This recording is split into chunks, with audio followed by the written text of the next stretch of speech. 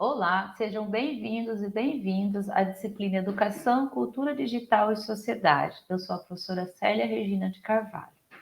Então, nós vamos dar início ao módulo 3, que trata da cultura digital e o currículo escolar. Então, o objetivo deste módulo é conhecer e analisar como a cultura digital se faz presente na BNCC e as implicações para o currículo escolar. Então, nós vamos tratar agora da unidade 1, que vai falar sobre o letramento digital, multiletramentos, cultura digital e a escola. As principais ideias e conceitos que serão trabalhados nesta unidade são a conceituação de letramento, os novos letramentos e os multiletramentos, os novos letramentos e a escola e a cultura digital na BNCC. Então, para dar início a essa unidade, eu trago aqui o texto de Rojo, que é o texto de leitura obrigatória dessa unidade, que ela fala sobre a questão dos letramentos, mas também apresenta no início do texto um comercial de TV, onde as tecnologias elas fazem parte da vida das pessoas, elas são apresentadas ali como se fossem praticamente de forma orgânica, elas estão ali imbricadas em tudo aquilo que as pessoas estão fazendo. Então, ela destaca que as tecnologias elas já fazem parte da vida da maioria das pessoas, da maior parte das pessoas. Então, é importante também que isso faça parte da escola. Então, aqui ela coloca um ponto bem importante, ó, não basta mais a escola enfatizar os letramentos da letra ou do impresso e os gêneros discursivos da tradição e do cânone. É importante enfocar os multiletramentos e os novos letramentos que circulam na vida contemporânea de nossos alunos. Então, é importante observar aquilo que está circulando ali na internet, né? Isso que está circulando na internet, ela faz parte da vida desses alunos. Então, tem toda uma problematização também em torno do conceito de letramento. Então, o letramento, ele está muito baseado nas habilidades de leitura e escrita, né? Então, você ler um texto, você interpretar um texto, você fazer o uso social daquele texto, né? Porém, as capacidades de leitura e escrita dos letramentos, da letra ou do impresso, elas não são mais suficientes para a vida contemporânea. Então, não basta mais eu apenas ler e escrever no papel. Eu preciso aprender a ler e escrever também na tela, entender a linguagem da internet, das redes, porque essas linguagens elas são dinâmicas e não utiliza apenas a leitura e escrita, utiliza outros elementos. Aqui, olha, também ela traz essa questão dos cenários futuros para as escolas devem incluir a leitura e a escrita de gêneros discursivos multissemióticos. O que seria isso? São compostos por todas essas linguagens ou semioses para significar e funcionar. Então, são textos que têm diversos sentidos, diversas significações, diversas linguagens, né? E os multiletramentos e os novos letramentos requeridos pelas práticas letradas em que eles estão inseridos. Então, hoje, antes a gente falava apenas em letramento, hoje falamos em letramento digital, em multiletramento, né, em novos letramentos. Então, são várias outras habilidades que devem ser desenvolvidas em nossos estudantes. E aqui algumas definições que são trazidas, alguns são pela própria Arrojo, mas nós temos também outros autores que eu trouxe aqui para a nossa discussão.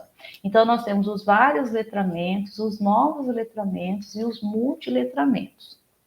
Então, com relação aos novos letramentos, a autora define como uma nova maneira de ver e de ser no mundo contemporâneo. Então, esses novos letramentos, eles priorizam a interatividade, a colaboração e a distribuição e redistribuição do conhecimento. Então, hoje, nós, para atuar de forma eficaz na internet, nós temos que fazer toda essa interação, colaborar, agir ali em torno daqueles conhecimentos. Então, esses, né, vários letramentos estão ligados ao letramento computacional, né? Você aprender a utilizar computadores, por exemplo, ao letramento midiático, né, a linguagem das mídias, o letramento digital, literário, visual, tecnológico, sonoro, televisivo e outros.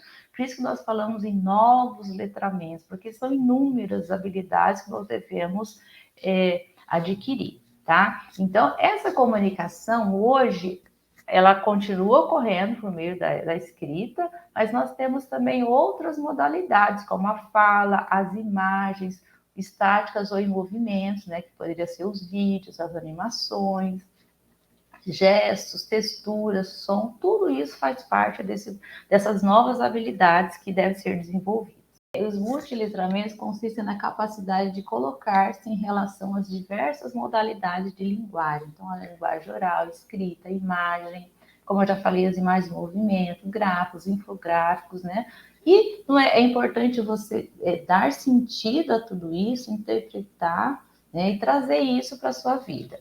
Então, e se refere também às práticas de trato com os textos multimodais ou multissemióticos contemporâneos. Então, nós temos vários textos que são em várias modalidades. Às vezes, o mesmo texto tem várias modalidades de interpretação e de linguagens, e também eles podem ter várias semioses, vários significados, né? E a gente tem os textos tanto impressos quanto digitais. E, às vezes, o mesmo texto ele pode estar disponível tanto impresso quanto digital. Um exemplo são os livros que nós podemos comprar no formato impresso, ou se você quiser, você pode usar o formato no Kindle para você ler, né, no leitor de textos.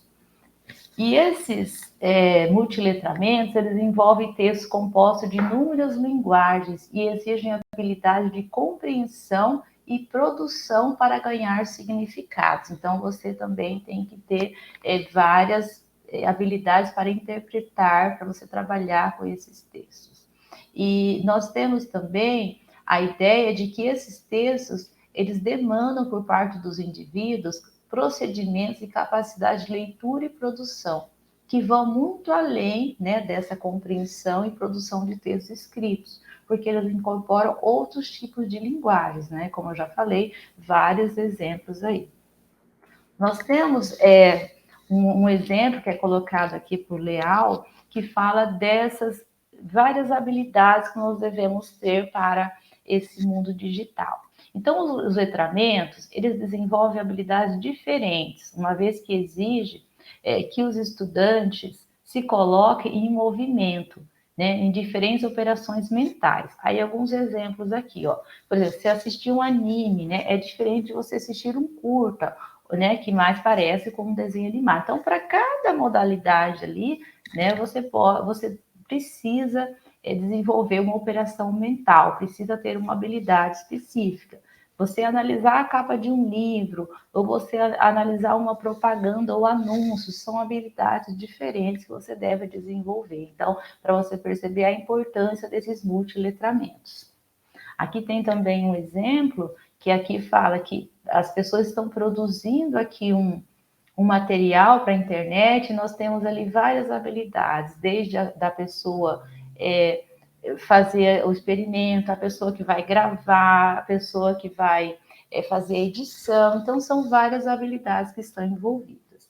Então, aqui nós vamos falar sobre a importância do letramento na escola. Então, essa autora chama atenção que deve fazer parte, né, da escola também o trabalho com o letramento. Então, no caso, o que nos interessa é a metodologia de ensino e aprendizagem e os multiletramentos e os gêneros que ela incorpora, tipo dos novos letramentos. Então, um aluno que ele estudasse nessa perspectiva, ele estaria mais preparado para o mundo contemporâneo. Então, nós percebemos hoje que tem um grande número de pessoas que não conseguem interpretar uma informação que é colocada na internet, ele não consegue problematizar uma situação. Então, tudo isso passa por também esse letramento digital.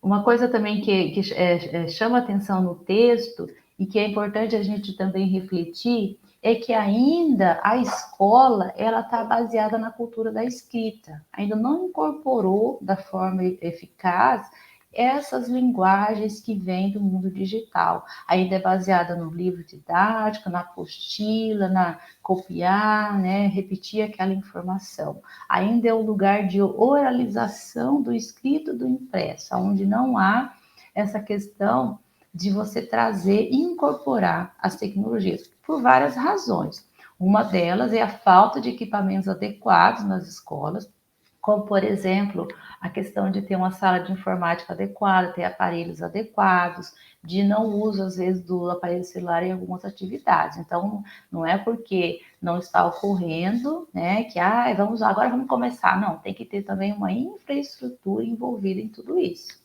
E essa mudança também que ocorre na escola e esses multiletramentos, né?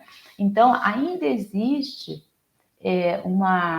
um atraso com relação ao uso das tecnologias, até as tecnologias mais antigas, né, como o rádio, a TV, né, por exemplo, outras mídias mais antigas, elas também não estão presentes. Então, com relação ao uso das tecnologias, ocorreu assim uma integração, uma inserção bem fraca na escola, ainda não fazem parte do currículo e das práticas dos professores, né? Ainda é uma coisa que ainda precisa haver um maior investimento para que ocorra realmente essa inserção das tecnologias na escola e na prática docente.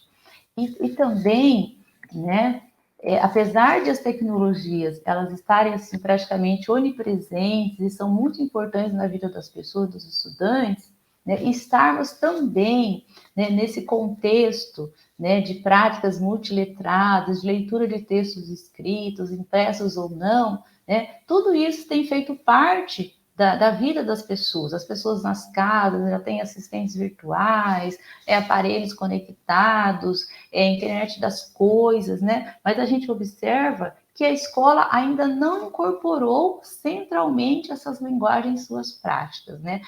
Existe, assim, uma observação que ainda fica presa aos impressos, à linguagem estática, à foto, à ilustração, aquilo que está presente no material didático.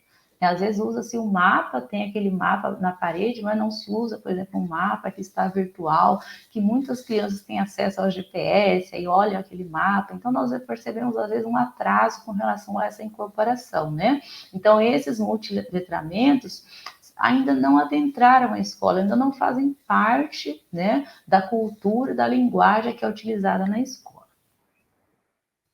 E também, quando a gente fala dessa incorporação das tecnologias, né, na prática, esse multiletramento fazer parte das atividades, nós temos que pensar também na questão do currículo. Que o currículo é tudo aquilo que é organizado ali na escola, todas as atividades passam pelo currículo. Então, se esse currículo ele está organizado para atender, né, para incorporar as tecnologias, ele vai fazer mais sentido. Então, muitas vezes ainda, como nós já falamos, está amparado nessa cultura da escrita, né? E aí o aluno ainda continua tendo aquela postura de um receptor de conhecimento passivo, né? E o professor ainda continua controlando todo aquele processo, sendo que o aluno tem contato com esses conhecimentos também, né, fora da escola. Então, aqui ela faz uma problematização muito importante com relação ao currículo estabelecido, né? Então, esse currículo ele é colocado em cima dos moldes tradicionais, né? Então, ainda não é pensado para se utilizar essas tecnologias, né? Por mais que às vezes o professor utilize, isso é mais sério ainda, porque ou não se utiliza, porque não tem condições, às vezes infraestrutura, formação docente, não está presente no currículo, ou às vezes utiliza-se dessas tecnologias, mas continua desenvolvendo uma prática tradicional. Então, essas práticas ligadas ao ensino que podemos considerar tradicional, que em geral é um currículo estabelecido a partir de uma pedagogia de transmissão do conhecimento. Então, às vezes se utiliza um material super interessante, mas o professor ainda continua ele sendo o centro do processo, o aluno ainda continua passivo. Então, é preciso haver essa mudança, porque as tecnologias, elas favorecem que os alunos se tornem mais ativos no processo. Se você desenvolver uma prática, onde você vai incorporar uma atividade que eles têm que produzir alguma coisa, eles podem produzir um vídeo, podem produzir um material, então aí eles vão ser mais ativos, eles vão usar aquela tecnologia para aprender melhor. E são colocados também dois paradigmas, né?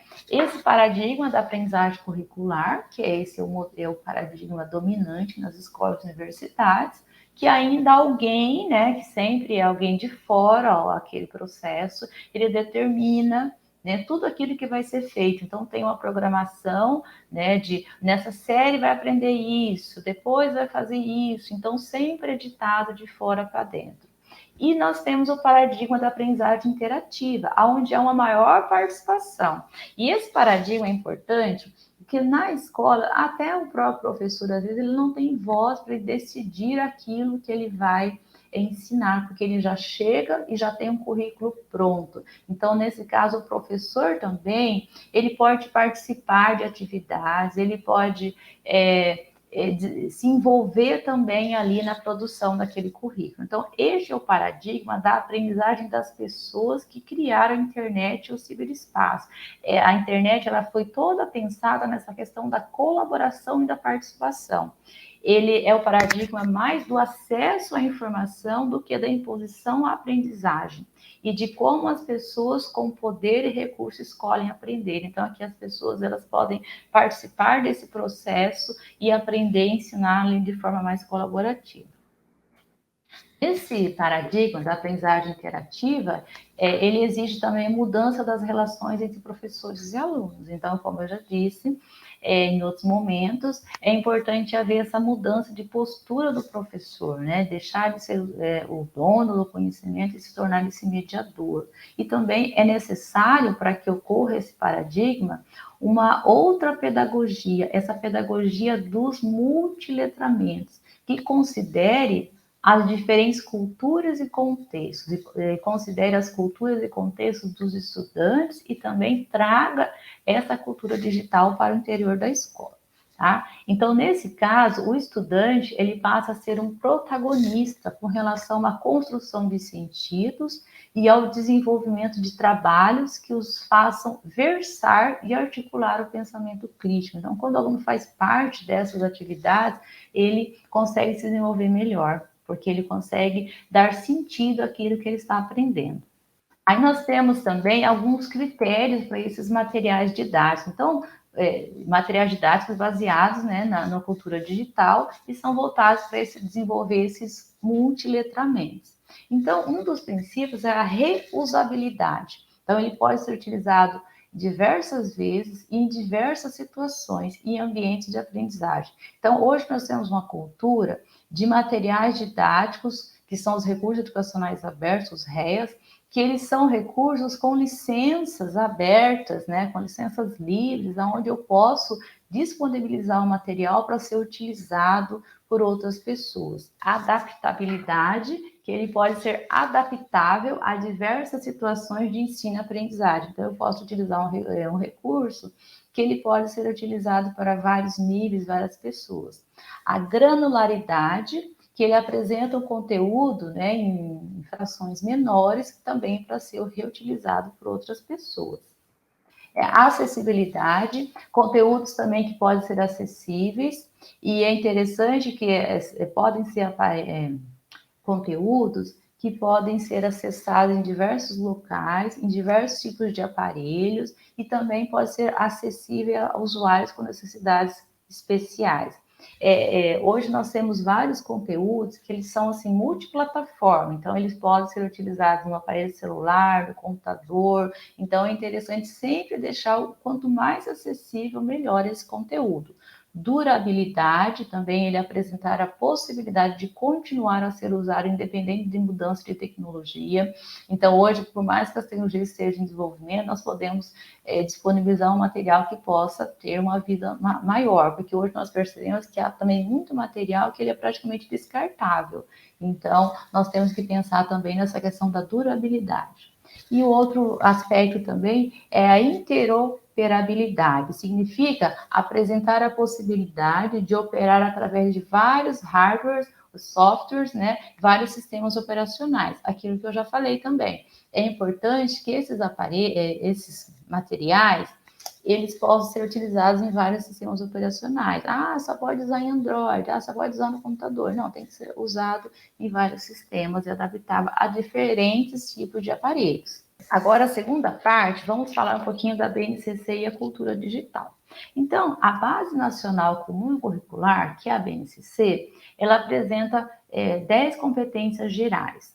Essas competências gerais, elas são concebidas como a mobilização de conhecimentos, né, habilidades, atitudes e valores. Esses conhecimentos, habilidades, atitudes e valores são voltados para resolver demandas complexas da vida cotidiana, do pleno exercício da cidadania e do mundo do trabalho. Então, ao longo do ensino, essa aqui que eu estou falando é do ensino fundamental. Então, ao longo do ensino fundamental, o indivíduo deve desenvolver, o aluno, no caso, essas habilidades. Essas competências, elas vão nortear todo o trabalho, né, de todas as escolas durante o ensino fundamental. Então, por isso que é importante que os professores, né, estudem e compreendam. Elas foram elaboradas em 2017 e depois desse período, as escolas tiveram um tempo para elas reorganizar os seus projetos político-pedagógicos para poderem se adequar a essa nova base. Então, aqui eu tenho um esquema das 10 competências, né? Nós temos várias competências, mas eu vou tratar especificamente da competência que trata da cultura digital. Então, com relação às tecnologias, né? Aqui no documento ele fala muito desse papel fundamental que a tecnologia tem na BNCC, né? De forma que a sua compreensão e uso são tão importantes que um dos pilares da BNCC é a cultura digital, que nós temos a competência que fala sobre isso e como ela deve ser inserida no processo de ensino-aprendizagem. O que significa essa competência cultura digital? Então, significa que o aluno, até o final do ensino fundamental, ele deverá compreender, utilizar e criar tecnologias digitais de informação e comunicação, de forma crítica, significativa, reflexiva e ética, nas diversas práticas sociais, também as práticas escolares, para se comunicar, para acessar e disseminar informações, produzir conhecimentos, resolver problemas e exercer o protagonismo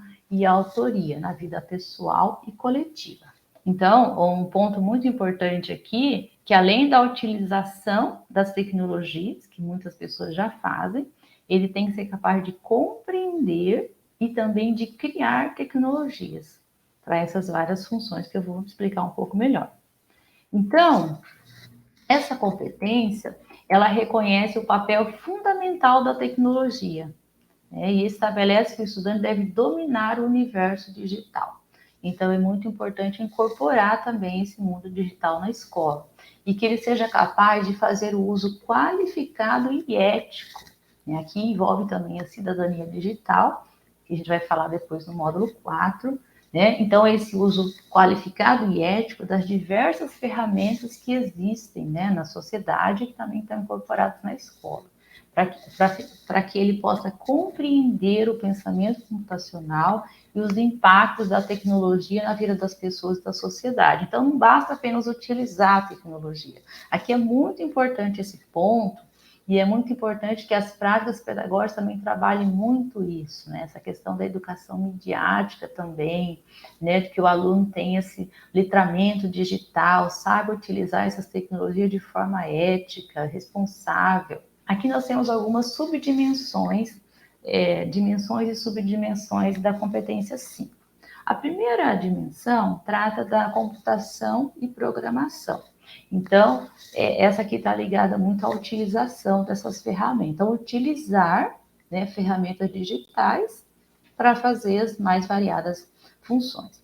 Também está ligada à produção multimídia, utilizar os recursos, né, tecnológicos para desenvolver várias habilidades, desenhar, desenvolver, publicar, testar e apresentar produtos para demonstrar conhecimento e resolver problemas. Então, aqui utilizar esses recursos tecnológicos para aprender. Então, isso é muito importante, que muitas vezes ainda tem-se a ideia de que as tecnologias elas estão voltadas apenas para o entretenimento, e é importante trazer, né, para o estudante que ele pode aprender por meio das tecnologias.